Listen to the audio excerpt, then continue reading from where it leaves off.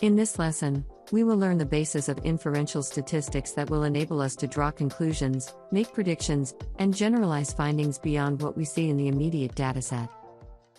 Our previous lessons on descriptive statistics provided us with powerful tools to summarize and organize data, allowing us to uncover patterns and trends within a given dataset and its distribution. To understand inferential statistics, it is imperative to comprehend the fundamental laws of probability. It guides us to what our patients want, guidance on what is likely true or probable for a course of action and treatment. Probability theory could take up a whole course to fully explain. In this course, we will focus on the probability of certain events happening. To calculate the probability of an event, we divide the number of favorable outcomes by the total number of possible outcomes. This assumes that each outcome is equally likely to occur. Mathematically, the probability of an event can be expressed as a proportion. For example, flipping a coin has two outcomes. To get heads, the probability is 1/2 or 50%. Or the number of favorable outcomes divided by the total number of possible outcomes.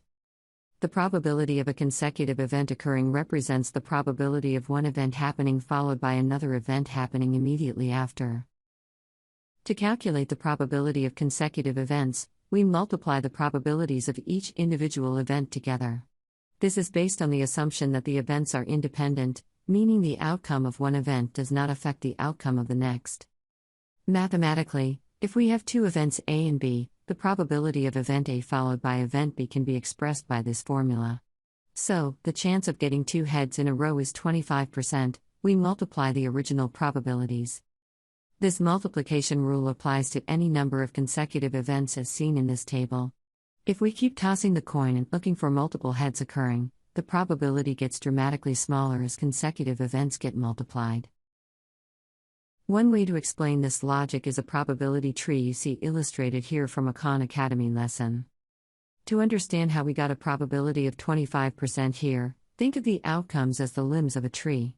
Each tree shows all the outcomes, and here you see that after two coin flips in a row, you have a 1 out of 4 chance or 25% probability of getting two heads in a row. So anytime we have consecutive events, such as drawing a red suited card, we multiply the probabilities to find the chances of seeing the same outcome over and over. The rules of basic probability allow us to calculate the chances of events occurring. This is why professional poker is ruled by statisticians, as you can see from this screenshot from a recent World Series of Poker event. On the way to river here, the final card to come in the next slide, only 42 cards remain. With a pair of tens already folded and the 8 cards the camera can see here, Eric York only has a 14% chance of beating Pepe. Only the 3 queens or the 3 aces left in the deck will help Eric beat Pepe's small pair here. That's 6 cards out of 42, a 14% chance. The result is seen in the next slide. Against the odds, Eric got a queen on the river and won the hand. The lesson here is that there is always a chance. Improbable events can happen. The question then becomes, how do we know what we observe is not just a flip of the coin or getting the right card from the deck? How can we understand the best outcomes for our patients? We have to use the laws of probability and probability distributions to understand how to get at the best chances for our patients. We start with what we have learned about distributions. We can think of probabilities having a certain distribution, knowing that the probability of all events happening would be the total area of that graph. Recall that the data can be asymmetrical or skewed. It certainly is for cards in a deck, as there are many numbered cards and few paint cards. A probability density function or probability distribution for continuous variables is a mathematical function that describes the probability of a random variable taking on a specific value or falling within a certain range of values. The mean and standard deviation we learned about in the last module governs that distribution. A good example of a probability distribution is IQ scores that follow the normal curve we covered in the last module. We see here that the average IQ score is 100, and the standard deviation is 15.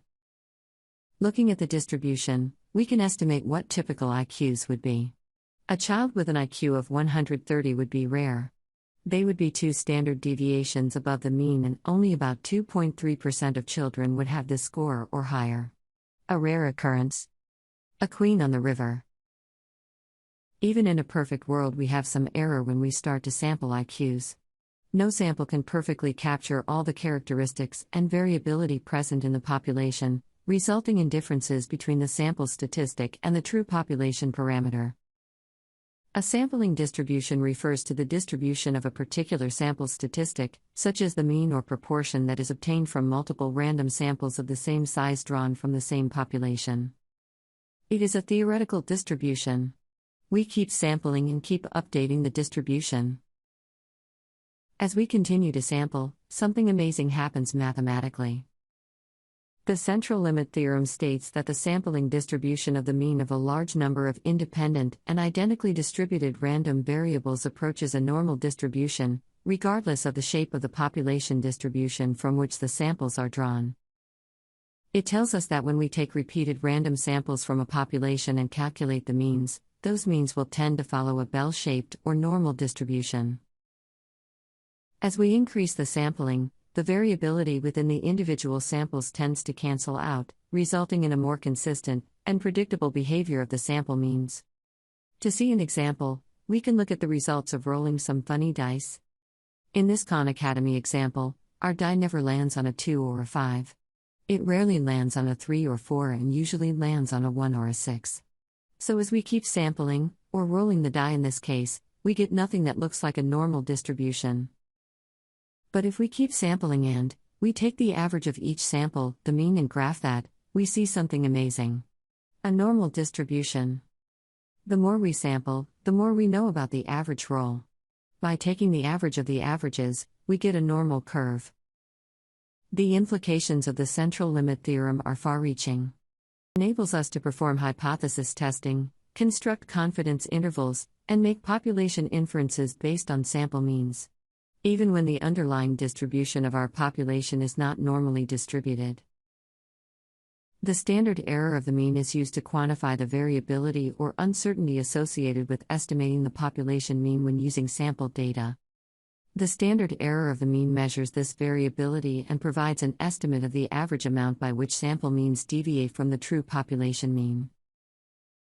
In other words, the standard error of the mean tells us how much we would expect our sample mean to differ from the population mean, on average.